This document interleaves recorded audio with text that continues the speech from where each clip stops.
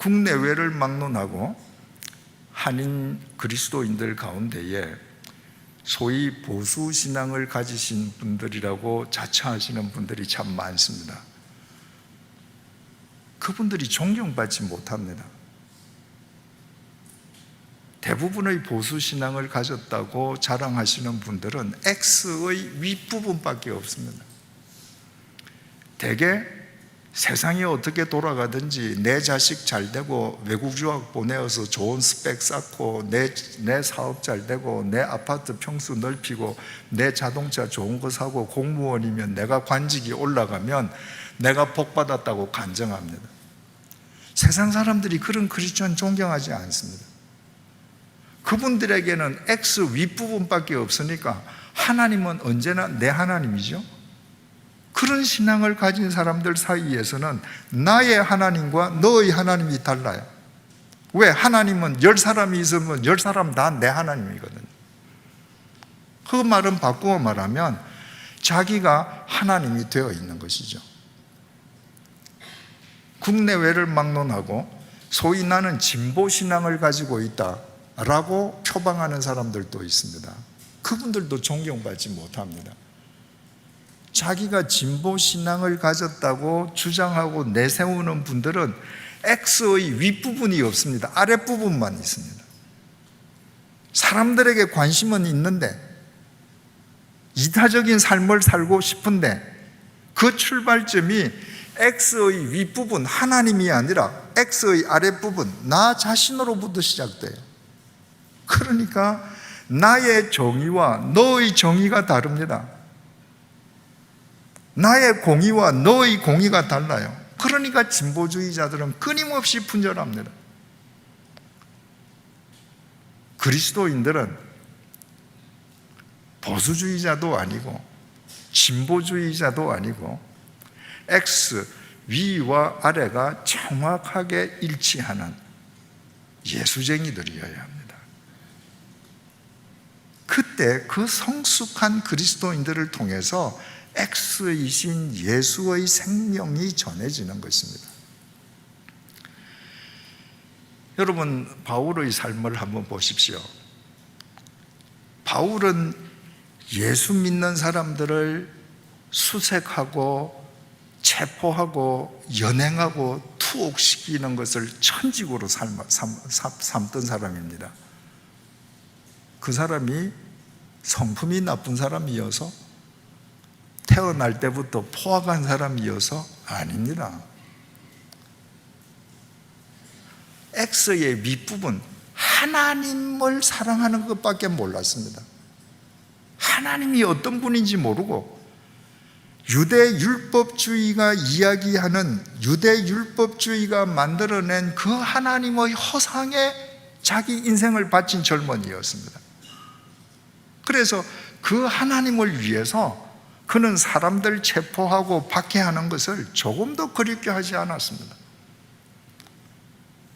그 바울이 예루살렘에서 213km나 떨어져 있는 다마스커스의 그리스도인들까지 체포하기 위해서 대제사장으로부터 영장을 받아서 잡으러 가다가 그 길 위에서 빛으로 임하신 예수 그리스도를 만나지 않습니까? 아가펜 프로텐이 그에게 임하신 것입니다. 그 순간에 바울이 땅바닥에 고꾸라졌습니다. 그 장면을 사도행전 9장 4절에서 5절이 이렇게 증언합니다. 땅에 엎드러져 들음에 소리가 있어 이르시되 사울아 사울아 네가 어찌하여 나를 박해하느냐 하시거늘 대답하되 주여 누구시니이까 이르시되 나는 네가 박해하는 예수라. 바울은 크게 두 가지 사실을 깨달았습니다. 자기가 부정했던 나사렛 예수가 이 땅에 임하셨던 메시아라는 것, 그분이 예수쟁이들이 증언하는 대로 정말 부활하신 그리스도시라는 것을 첫째 알았고, 두 번째로 하나님을 사랑하는 것은 사람을 사랑하는 것이라는 것을 알았습니다. 이때까지 바울은 한 번도 예수님을 핍박해 본 적이 없습니다. 아예 예수님을 부정하던 사람이거든요. 바울이 핍박한 대상은 사람들이었습니다. 예수님을 믿는 사람들이었습니다. 그런데 예수님께서는 그 사람과 당신을 동일시하셨습니다. 네가 왜 나를 핍박하느냐? 그 말은 바꾸어 말하면 내가 그리스도의 이름으로 누구를 사랑하는 것이 주님을 사랑하는 것이라는 것을 바울이 안 것입니다.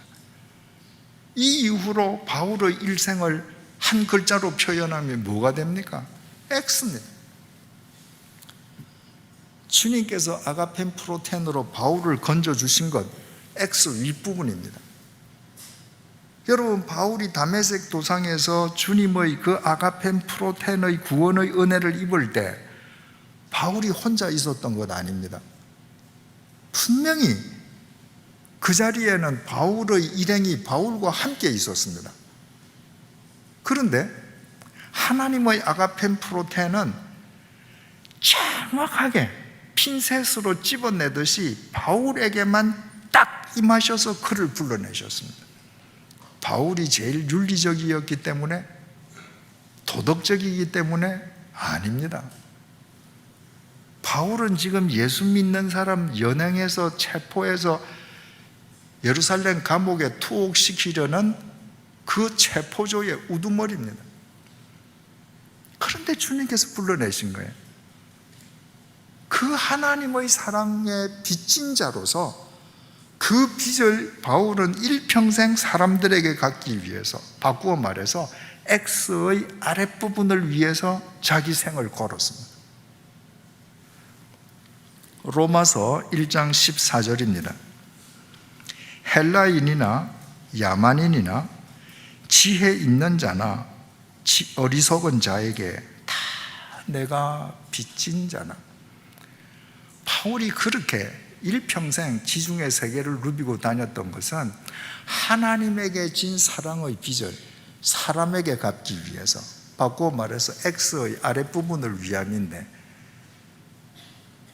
바울의 이 X가 얼마나 스펙이 크고 폭이 넓은지 지혜 있는 자나 어리석은 자나 헬라인이나 야만인이나 나는 다 하나님의 사랑을 빚진 자이기에 그들을 사랑하며 산다. 여러분, 헬라인은 당시에 문명인을 의미합니다. 야만인은 그야말로 짐승 같은 사람을 말합니다. 교인들 중에 이런 분들 계시지 않습니까? 자기 교회에 대한 긍지가 커서 자기 교회를 다른 분들에게 소개하고 자랑할 때 우리 교회는 수준 있는 사람들만 모였어. 여러분, 단언합니다. 그거 교회 아닙니다. 수준 있는 사람들, 자, 어느 정도 우리는 돈 있고 뭐 연봉 얼마 되는 사람들만 모였어. 우리는 지적으로 이 정도 되는 수준 있는 사람만 모였어. 그건 X에 두 선이 있는 게 아니라 하나의 선만 있는 겁니다. 그건 교회 아니에요. 교회는 보편적인 교회이어야 하는데, 보편적인 교회, 유니버설 처치라고 하는 것은 남녀노소 빈부 귀천이 소득 수준, 지역, 이념, 학력 모든 것을 초월해서 그리스도 때문에 그리스도 안에서 한데 어우러지는 교회이어야 합니다. 바꾸어 말하면 X의 아랫부분이 구현되는 교회가 참교회입니다. 그런데 우리는 수준 있는 사람끼리 모여 있으니까 네가 오면 아마 수준에 맞을 거야. 바울은 뭐라 그래요? 바울이 수준 있는 사람끼리 모이자 했으면 바울은 이렇게 얘기할 겁니다. 나는 헬라인과 지혜 있는 사람들과 세상에서 고관 대작에게 빚진 자다. 그렇게 얘기하지 않지 않습니까? 그는 석학이고 배운 것이 뛰어난 사람이지만 어리석고 지혜 없고 야만인 그런 사람들에게도 빚진 사람으로 X를 그려갔습니다. 여러분, 그 바울이 그 X의 삶을 살다가 참수형을 당해 죽지 않았습니까? 그리고 2000년이 지났습니다. 그런데도 어제 요한계시록 2장 1절 5절 주님의 약속의 말씀처럼 2000년이 지난 지금까지 주님께서는 바울의 그 삶의 족적을 금촛대로 쓰고 계시지 않습니까? 이유는 하나입니다. 바울이 그려갔던 X의 삶 때문입니다. 이 사실을 성경의 핵심, 성숙한 삶의 핵심이 X의 삶을 그리는 것, 하나님을 사랑하는 만큼 사람을 사랑하는 것이라는 것을 알고 나면 마태복음 19장에 등장하는 부자 청년의 이야기와 거기에 계속되는 마태복음 20장 포도원 품꾼 비유 이야기의 메시지를 정확하게 이해하게 됩니다. 마태복음 19장에는 돈이 많은 부자 청년이 등장합니다. 젊은 청년이 돈이 많다고 하는 것은 무슨 그때 IT 산업이 있었겠습니까? 무슨 새로운 벤처 기업 그런 분위기가 있겠습니까? 그 목축 사회에서 돈이 많다는 것은 유산을 많이 받은 청년인 것이죠. 이 청년이 와서 예수님께 당당하게 질문합니다. 주님, 내가 어떤 선한 일을 해야 영생을 얻을 수 있습니까?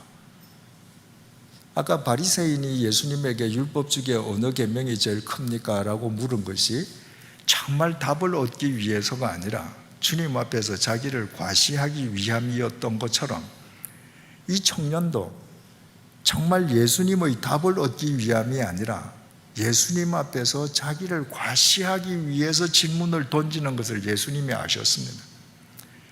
그 청년은 주님, 나 얼마나 하나님 잘 믿는 줄 알아요? 그 자기 과시를 그 질문을 던지는 것으로 대신한 겁니다. 그래서 예수님께서 그래, 그러면 하나님의 계명을 지켜라. 이 또 청년이 이렇게 말합니다. 대체 어떤 계명 지키란 말입니까? 그 얘기는 내가 하나님 얼마나 잘 믿는데, 내가 하나님 계명 얼마나 잘 지키는데 무슨 계명 지키란 말인가요? 이 말 아니겠습니까? 예수님께서 마태복음 19장 18절 19절을 통해 이렇게 답하셨습니다. 예수께서 이르시되 살인하지 말라, 간음하지 말라, 도둑질하지 말라, 거짓 증언하지 말라, 네 부모를 공경하라, 내 이웃을 내 자신과 같이 사랑하라 하신 것이니라. 예수님께서 말씀하신 이게 뭐예요? 10계명의 사람 사랑 계명입니다. 자, 살인하지 말라 6계명, 간음하지 말라 7계명, 도둑질하지 말라 8계명, 거짓 증언하지 말라 9계명, 내 부모를 공경하라 5계명, 내 이웃을 내 자신과 같이 사랑하라. 이것은 마태복음 22장에 있는 그 말씀, 레위기 있는 그 말씀으로 사람 사랑을 강조하셨습니다. 그러니까 이 예수님의 말씀이 무슨 의미예요? 청년아, 네가 하나님을 잘 믿는다고 나한테 와서 네 신앙을 그렇게 과시하는데 내가 보니 너한테 사람 사랑이 없다. 네 눈에는 지금 사람이 안 보여. 오늘의 주제로 이야기하자면 네 신앙에는 X의 윗부분만 있고 아랫부분이 없다. 너는 지금부터 X의 아랫부분을 네 삶 속에서 구현해야 돼. 이 말인 것입니다. 마태복음 19장 20절입니다. 그 청년이 이르되 이 모든 것을 내가 지키어 싸움되 아직도 무엇이 부족하니까? 여러분, 이 청년이 이렇게 대답했다고 하는 이 사실 자체로 이 청년이 이 사람 사랑의 계명을 정말로 지킨 사람입니까? 안 지킨 사람입니까? 안 지킨 사람입니다. 사람 사랑의 계명을 지키면서 사는 사람은요, 죽을 때까지 내가 이 계명 다 지켰습니다 라고 말하지 못합니다. 인간의 의지나 능력만으로는 절대 다 지키지 못합니다. 우리는 죄성을 지녔거든요. 하나님의 아가펜 프로텐에 의해서만 할 수 있습니다. 그래서 지키는 사람은 늘 자기의 부족함을 더 확인합니다. 그래서 더 주님의 은혜를 구합니다. 은혜 속에서만 그런 삶을 살 수 있는 것을 압니다. 그래서 절대로 내가 지켰다고 말 못합니다. 이 청년은 당당하게 주님, 그 정도 계명은 저 다 지켰습니다. 어떻게 이런 이렇게 대답할 수 있었을까요? 돈이 많기 때문입니다. 여러분 잘 들으십시오. 돈 많은 사람들은 돈으로 사람을 사랑할 수 있다고 생각합니다. 돈 많은 사람은 마음이 찢어지게 아프는 사람의 아픔에 한 번도 동참하지 않고 돈으로 그 아픔을 치유해 줄 수 있다고 생각합니다. 그래서 저는 가난한 사람으로부터 여러 번 이야기를 들었습니다. 각각 다른 사람으로부터. 부자들은 돈과 함께 상처를 줍니다. 왜? 부자들 눈에는 사람이 안 보여요. 내가 베푼 것만 보입니다. 그러니까 이 부자 청년이 얼마나 돈이 많으니까 뭐 많이 했겠습니까? 그러니까 사람 사랑 저 다 했습니다. 저는 완벽하게 했습니다. 근데 뭘 또 하라 그럽니까? 마태복음 19장 21절입니다. 예수께서 이르시되 내가 온전하고자 할진대 가서 내 소유를 팔아 가난한 자들에게 주라. 그리하면 하늘에서 보화가 내게 있으리라. 그리고 와서 나를 따르라. 자기가 사람 사랑 계명을 다 지켰다고 호언장담하는 이 청년에게 예수님께서 너 가서 네 소유를 팔아서 가난한 자들에게 먼저 주라. 그리고 와서 나를 따르라. 여러분 무슨 말이겠습니까? 추석을 가하자면 이런 말입니다. 청년아, 네 눈에는 아직도 사람보다 돈이 귀하구나. 하나님께서 젊은 너에게 돈을 많이 맡기신 것은 그 돈을 섬기라고 준 것이 아니라 그 돈을 사람을 사랑하는 도구로 사용하라고 너에게 맡기신 것이야. 그러므로 네가 지금 너가 절대적인 가치를 두고 있는 그 돈보다 사람을 더 중요하게 여기는 사람이 되고 나를 따라와라. 그래야 내 말을 알아들을 수 있다. 그리해야 하늘에서 보화가 네게 있을 것이다. 하늘의 보화는요, 세상의 보화가 아니거든요. 여러분 지금 우리 코끝에서 딱 호흡이 끝났다 합시다. 그때 우리가 만약에 하늘의 보화를 우리가 카운팅 한다고 하면 뭘로 카운트가 될까요? 하나님, 저 어디 시티은행에 100만 불 예금 있고 어디 적금 있고 부동산 증서 있고 그게 그대로 하늘 보화로 갈까요? 아닙니다. 하늘 보화는 사람 사랑으로 쌓이는 것입니다. X의 아랫부분이 얼마나 기냐? 이것이 하늘 보화입니다. 19장 22절, 그 청년이 재물이 많음으로 이 말씀을 듣고 근심하여 가니라. 이 청년이 지금 만난 사람이 누굽니까, 여러분? 현자를 만난 게 아닙니다. 멘토를 만난 게 아닙니다. 생명이신 예수를 만났습니다. 예수를 만나서 질문했고 주님으로부터 생명의 대답을 들었습니다. 그런데 그 대답보다 돈이 더 귀합니다. 여러분, 오늘날 그리스도인이 그렇지 않습니까? 하나님 믿고 하나님 사랑한다고 하면서 여러분들 가슴에 손을 얹고 생각해 보십시오. 여러분 돈 더 사랑하지 않습니까? 그래서 이 청년은 주님을 만나 놓고 주님을 등지고 갑니다. 어떤 상황으로? 근심에 쌓여서.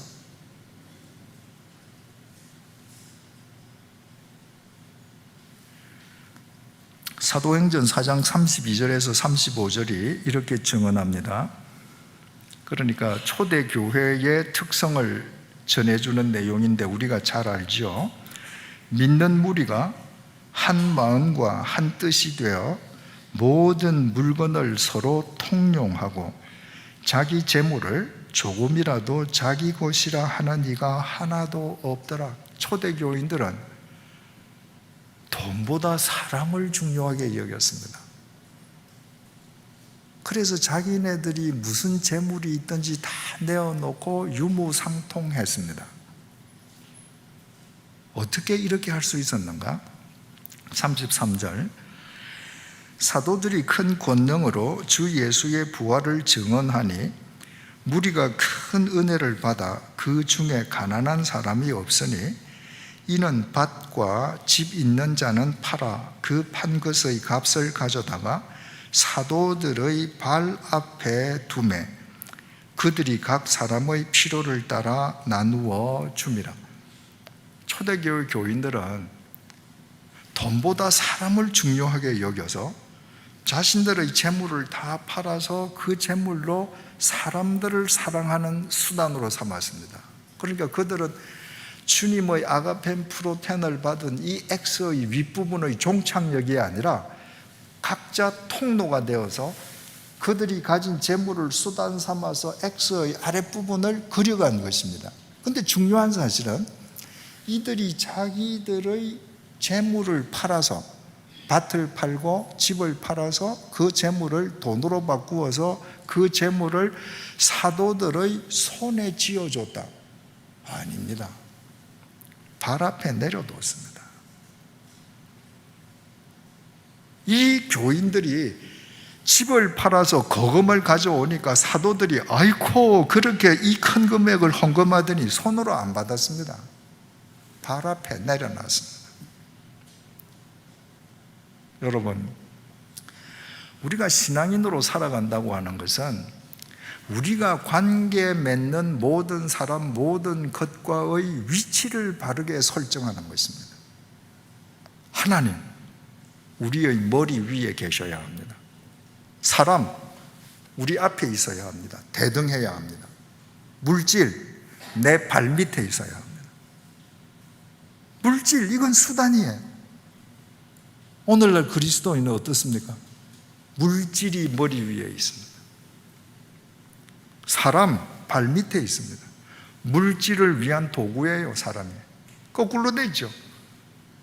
사람을 위한 도구가 돈이어서 발밑에 있어야 되는데 돈이 머리 위에 주인이 되고 그 돈을 지키고 누리기 위한 도구로 사람들이 발밑에 있습니다. 하나님은 어디 계셔요?